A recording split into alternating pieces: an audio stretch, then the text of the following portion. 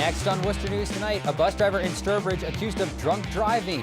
What parents are saying about the incident. And a Worcester couple shot and killed inside their apartment. We'll have the latest on the investigation as police search for suspects. Good evening and thanks for joining us. I'm Andy Madison. We begin tonight in Sturbridge, where a school bus driver is in trouble after being arrested for drunk driving. Police were called to Tantascwa Junior High School around 2 p.m. today for a reported medical issue. After a brief investigation, they arrested 49-year-old Allison Silvestri and charged her with operating under the influence of alcohol. No students were on the bus at the time, and a substitute bus driver continued the route. Parents say the issue is concerning. Yeah, that sounds a little crazy. I don't know if she was driving, she knew she was going to be driving drunk, or if that she was called in on, last minute, or if she was actually drinking before she went out to drive them. But it sounds a little concerning. You wouldn't want your kids to be out there, with a drunken bus driver. It doesn't sound like a common thing. Silvestri will appear in court on Monday. Now, earlier this year, a bus driver in Dudley was charged with drunk driving after getting into an accident. No injuries were reported. Family and friends gathered tonight in Worcester to pay tribute to the couple killed last night. A vigil was held on Forbes Street for 26-year-old Jessica McEwen and 28-year-old Alex Laura. Police say the couple was shot and killed in their apartment last night. Worcester police continue to investigate last night's shooting. They say they don't believe it is a random incident. Our Patricia Nicholas has the latest on the investigation. Family members say the Worcester couple shot dead in their second-floor apartment on Forbes Street were loving people. Police say when they arrived, one female was dead, and the male later pronounced dead at the hospital. We're trying to talk to neighbors, we're trying to interview witnesses, speaking with the landlord, just trying to find out, what may have led up to this incident. We have really not narrowed down a motive at this time. Melisha Robinson identified the victims as her cousin, 26-year-old Jessica McEwen, and her boyfriend, 28-year-old Alex Laura. She says they were hardworking people. Property owner Silvio Hernandez says they moved into the building just 1 year ago. They were good people who tried, who loved everybody, who respected a lot of people, who didn't disrespect, I don't know, they just loved their kids. Police say the victims were known to them, and they don't believe it was a random act. Hernandez's family also lives in the building. He says he's shocked. He also says neighbors did see something. They talking about two men, the people in the neighborhood saw them running from the building, but I don't know. Police have not confirmed that information. They say the investigation is ongoing. They are, however, asking the public to contact them if they saw or heard anything. If they saw anything, to reach out to us, because at this point in the investigation, we'll listen to anybody. Trisha Nicholas, Worcester News Tonight.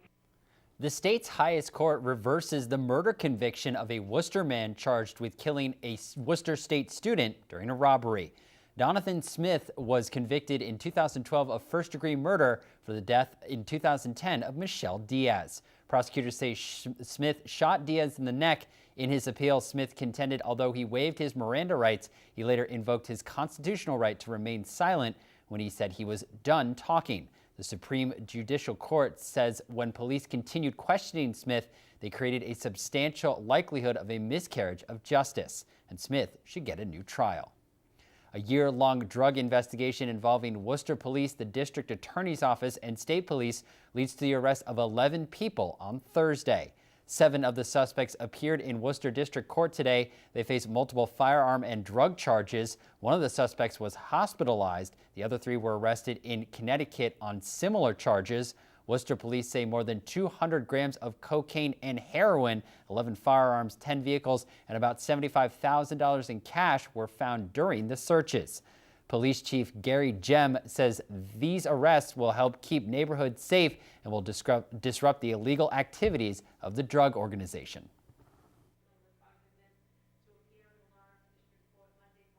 People should be reassured that this isn't a one-time event. We've done these investigations before, and we're going to continue to do them in the future.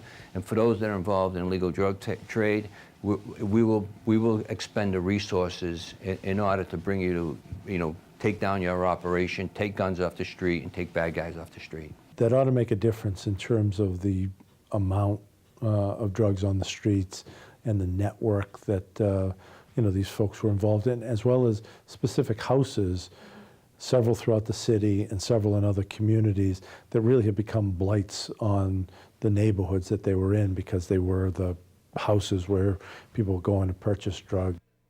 During the investigation, police made entries into 5 properties in Worcester, as well as one in Auburn and Oxford.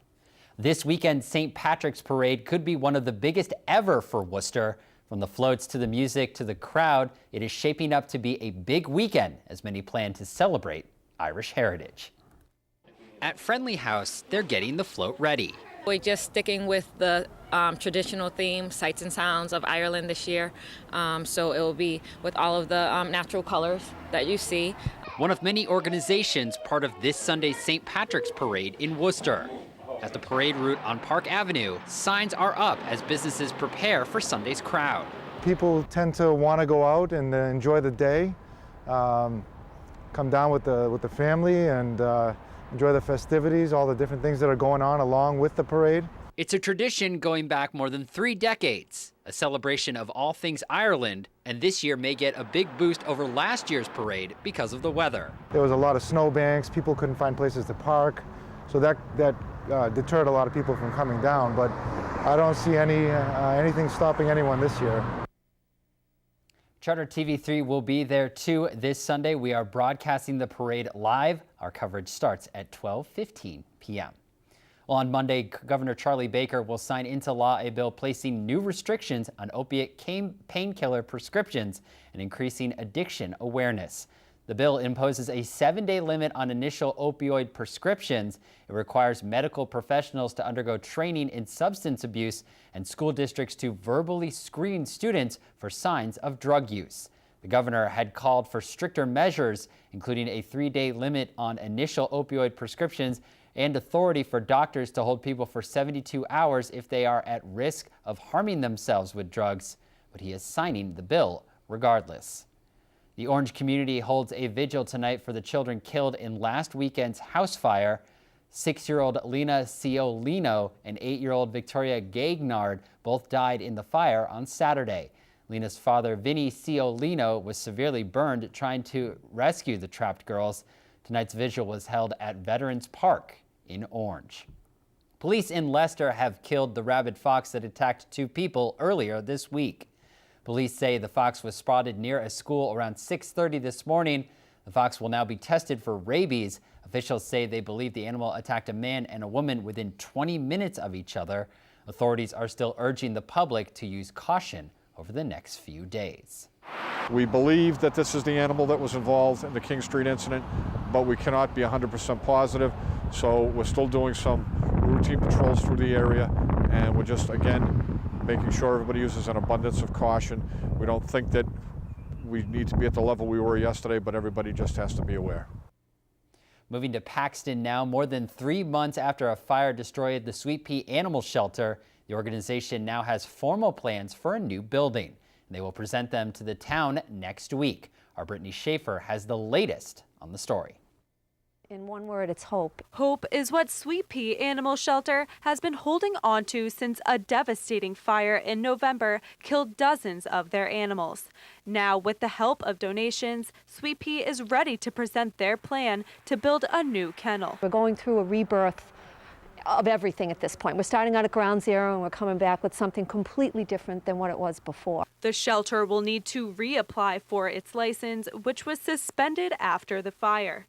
Sweetpea will start a major rebuild if their plans are approved by Paxton selectmen at a meeting on Monday. We're going from about an 1,800 square foot facility to a 5,000 square foot facility. The building construction in general is going to be 100% concrete block, non-combustible material. We've gone and visited a lot of other shelters and to get ideas, and we got all excited. Sweetpea volunteers say they work to make a great environment for the animals, and they can't wait for the dogs and cats to come back. I'd have a bad day. I'd come up here and walk these dogs And I would leave here feeling the best I could feel in my life because I felt like I made a difference. The shelter has received more than $140,000 in donations over the past year.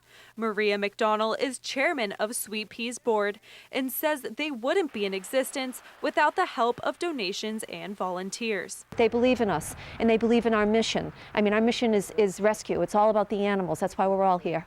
Brittany Schaefer, Worcester.